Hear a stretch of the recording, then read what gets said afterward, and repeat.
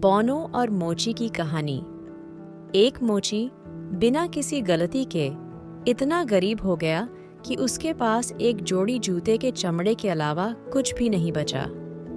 इसलिए शाम को उसने जूते काटे जिन्हें वह अगली सुबह बनाना चाहता था। और चूंकि उसका विवेक अच्छा था, वह चुपचाप अपने बिस्तर पर लेट गया, अपने आप को परमेश्वर को सौंप दिया और सो गया। सुबह जब वह प्रार्थना कर चुका था और काम पर बैठने ही वाला था, तो दोनों जूते उसकी मेज पर रखे हुए थे।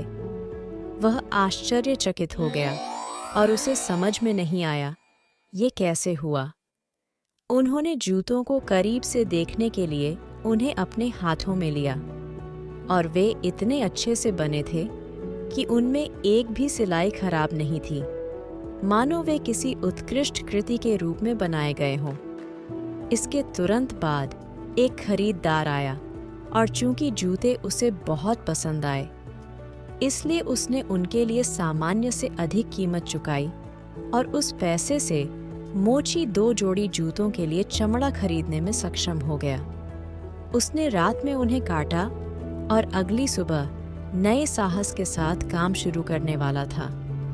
लेकिन उसे ऐसा करने की कोई आवश्यकता नहीं थी, क्योंकि जब वह उठा तो वे पहले से ही बने हुए थे और खरीदारों की भी कमी नहीं थी, जिन्होंने उसे 4 जोड़ी जूते के लिए चमड़ा खरीदने के लिए पर्याप्त पैसे दिए। अगली सुबह भी उसने पाया कि 4 जोड़े बन चुके हैं और यह लगातार चलता रहा। शाम को वह जो कुछ चमड़ा काटता था वह सुबह तक पूरा हो जाता था, जिससे उसे जल्द ही फिर से ईमानदार स्वतंत्रता मिल गई और अंततः वह एक धनी व्यक्ति बन गया। अब ऐसा हुआ कि दिवाली से कुछ समय पहले एक शाम, जब वह व्यक्ति कपड़े काट रहा था, उसने सोने से पहले अपनी पत्नी से कहा, तुम क्या सोचती हो अगर हम यह देखने के लिए रात भर जागें कि वह कौन है जो हमारी मदद करता है? मोची की पत्नी को यह विचार पसंद आया और उसने एक मोमबत्ती जलाई और फिर वे कमरे के एक कोने में वहां लटके कुछ कपड़ों के पीछे छिप गए और देखने लगे। जब आधी रात हुई, 2 सुंदर छोटे बौने आए, मोची की मेज के पास बैठ गए। जो सारा काम उनके सामने कटा हुआ था उसे ले लिया और सिलाई करने लगे और इतनी कुशलता से और इतनी तेजी से अपनी छोटी उंगलियों से सिलाई करने लगे कि मोची आश्चर्य से अपनी आंखें नहीं फेर सका।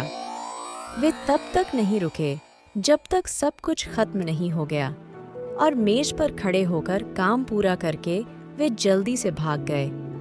अगली सुबह मोची की पत्नी ने कहा, बौने ने हमें अमीर बना दिया है और हमें सचमुच यह दिखाना चाहिए कि हम इसके लिए आभारी हैं। वे इधर उधर भागते रहते हैं और उनके पास कुछ भी नहीं होता और वे ठंड से कांप रहे होंगे।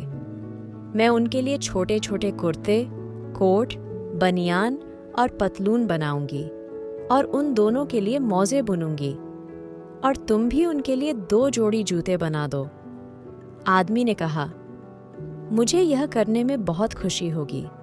और एक रात जब सब कुछ तैयार हो गया तो उन्होंने अपने उपहारों को कटआउट के बजाय मेज पर एक साथ रख दिया और फिर यह देखने के लिए छिप गए कि बौने कैसे व्यवहार करते हैं।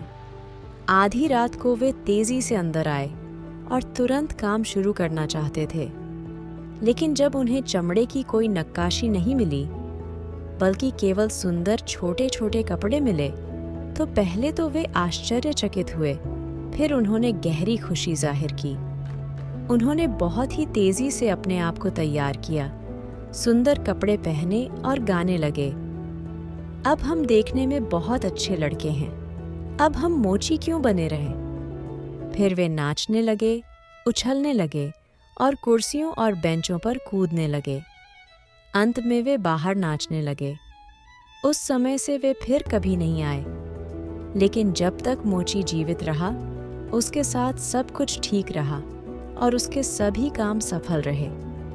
कहानी की सीख, दूसरों की मदद करें। मोची और उसकी पत्नी के कार्य। दूसरों की मदद करने के महत्व को दर्शाते हैं। समाप्त।